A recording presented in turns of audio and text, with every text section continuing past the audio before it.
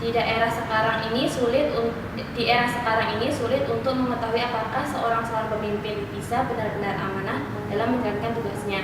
Hal tersebut membuat sebagian orang memilih untuk golput karena khawatir akan salah pilih sehingga nanti malah tidak membawa kemajuan tetapi justru akan merugikan. Bagaimana menurut Ibu? Kemudian kalau kita nanti salah pilih, apakah hal tersebut akan dipertanggungjawabkan di akhirat? Ya, betul, bagus juga ya. Ini kegelisahan banyak. Kegelisahan yang milih golput karena agar tidak salah pilih begitu ya. Oke.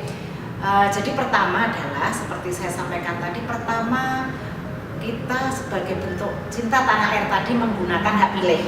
Nah, yang kedua, agar kita itu tidak salah pilih, seperti saya sampaikan tadi, memilih kucing dalam karung, maka kemudian kewajiban kita atau sebaiknya kita itu mencari informasi selengkap-lengkapnya tentang track record dari kandidat. Saya kira tidak susah karena kita bisa minta ke KPU sebagai penyelenggara pemilu ya, KPUD dalam hal ini, atau Bawaslu yang ada di tingkat provinsi maupun di kabupaten seperti itu.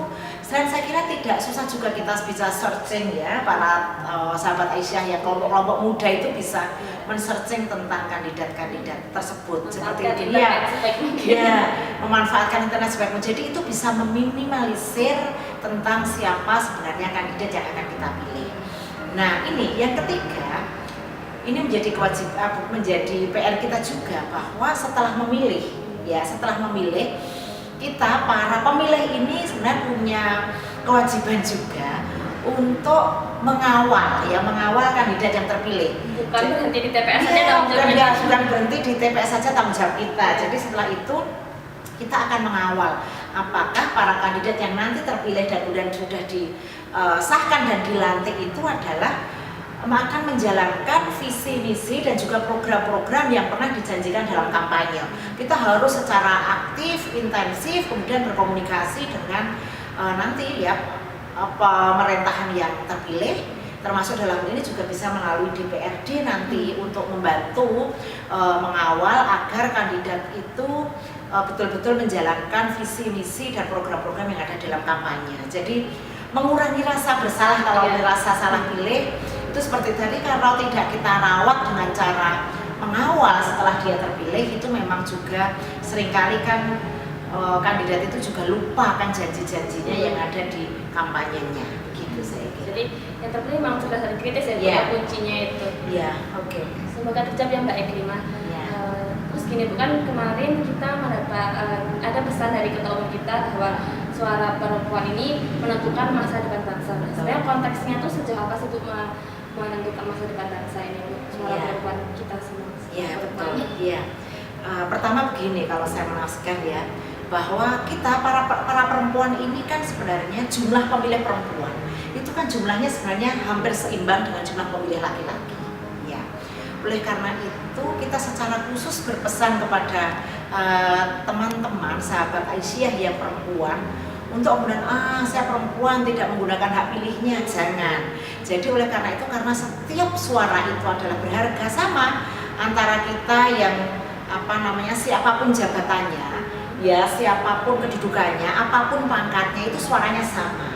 Apakah jenis kelaminnya laki-laki atau perempuan itu suaranya sama. Oleh karena itu seringkali kan perempuan merasa tidak punya kepentingan ya, itu kan politik, saya nggak mau dekat-dekat dengan politik seperti itu kita tidak boleh, karena hidup kita itu kan sebenarnya sudah melakukan tindakan-tindakan politik ya, kita sedang menentukan masa depan bangsa seperti itu. Jadi setiap suara kita kaum perempuan itu, karena selisih satu suara pun itu kemudian akan sudah terpilih pada jangan-jangan kandidat yang tidak baik yang terpilih. Jadi suara kita itu sangat berharga itu kalau kita nanti bisa memilih dengan cerdas, memilih pemimpin-pemimpin yang berintegritas dan berkualitas seperti itu. Jadi mengapa suara kita itu sangat berharga, jangan tidak digunakan. Lebih berharga lagi kalau kita tadi memilih pemimpin-pemimpin yang baik dengan cara mencari rekam jejaknya sehingga kita tidak salah pilih seperti itu. Nah, kalau pemimpin-pemimpin yang kita pilih adalah pemimpin-pemimpin yang berintegritas, punya kepedulian terhadap masyarakat, terhadap bangsa, terhadap kepentingan perempuan, maka dia atau kandidat nanti yang terpilih nanti akan membuat kebijakan-kebijakan yang berpihak kepada kelompok perempuan. Misalnya isu kesehatan, dia akan memperhatikan kesehatan kesehatan perempuan. Untuk isu pendidikan, dia juga akan melihat pada isu pendidikan perempuan. Misalnya masih banyak kasus kekerasan terhadap perempuan, dia juga akan menyusun program, mengalokasikan anggaran untuk kepentingan perempuan, seperti itu.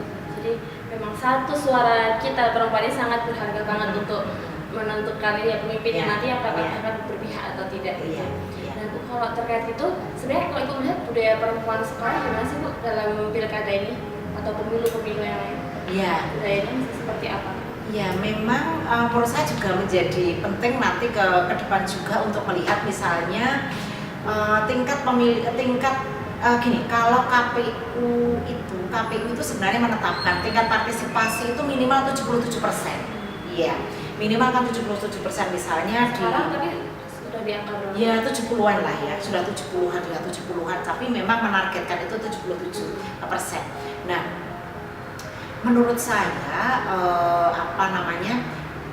perempuan itu sekali lagi memang tetap harus didorong untuk dia memilih, karena dari 77% itu memang kita nanti ke depan mungkin penting juga untuk melihat sebenarnya yang sisanya 23% itu yang tidak memilih itu profilnya seperti apa sih, berapa yang perempuan, berapa yang laki-laki, atau yang 77% itu yang memilih itu biasanya profilnya seperti apa. Nah, itu nanti menjadi sangat penting sekali untuk kita lihat. Jadi ada data tapilahnya. Penting untuk nanti kita melakukan edukasi ke masyarakat. Terus sekarang kalau Ibu melihat kuota perempuan di DPR dan di DPRD, yaitu apakah sudah mewakili perempuan Bu? Sekarang lihat kuota yang sekarang di kursi DPR. Ya, itu nanti untuk tahun 2019 ya. Kalau 2019 kan nanti akan pilihan legislatif ya. Nah, untuk 2018 ini kita kan sedang pilkada untuk memilih calon-calon pemimpin, dalam hal ini adalah eksekutif. Tapi memang kandidat-kandidat yang perempuan yang menduduki baik bupati, wakil bupati, wali kota, kemudian wakil wali kota maupun gubernur maupun wakil gubernur, memang kandidat-kandidat perempuan belum cukup signifikan jumlahnya.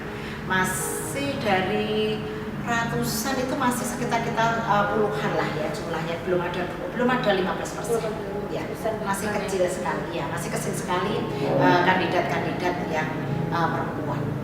Ya.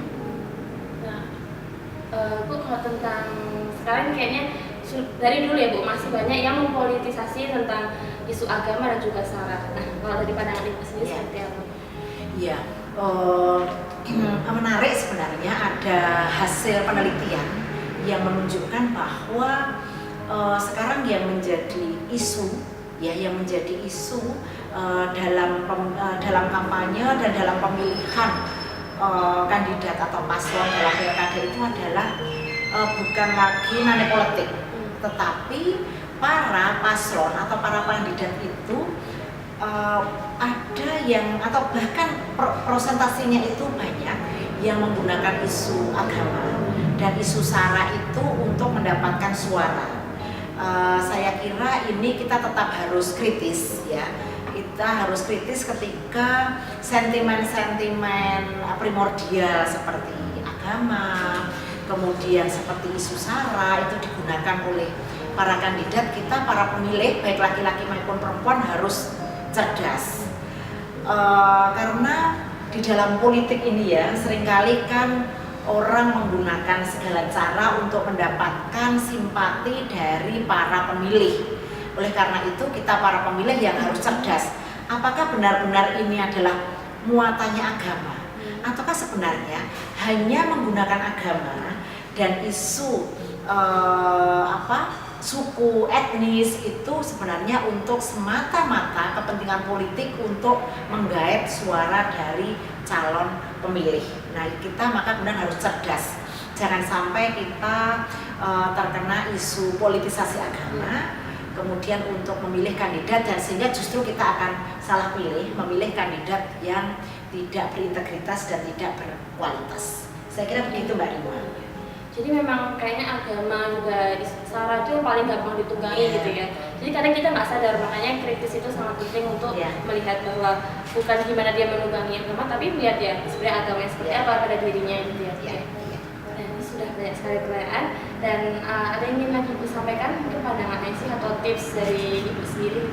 Ya, saya kira saya mengulang dari pernyataan di awal. Pertama, bahwa sebagai bentuk kecintaan terhadap tanah air, maka Aisyah ya sangat menyarankan para calon pemilih di 171 kabupaten kota untuk datang ke TPS dan memilih.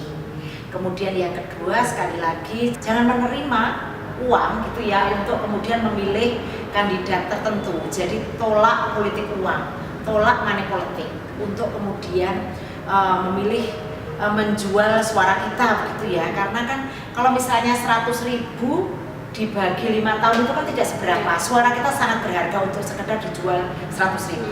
Dan yang ketiga, jangan sampai kita kemudian terjebak pada isu politisasi agama dan sara dalam memilih kandidat sehingga kita terlena tidak memilih kandidat yang berkualitas dan berintegritas. Saya kira 3 hal itu yang menjadi sangat penting sekali. Oh ya, satu lagi, jangan lupa mencari sumber-sumber informasi, track record dari para calon-calon pasangan calon ataupun kandidat yang akan Anda pilih besok pagi. Siapakah mereka? Cari rekam jejak dari pasangan calon itu menjadi sangat penting sebelum menentukan pilihan.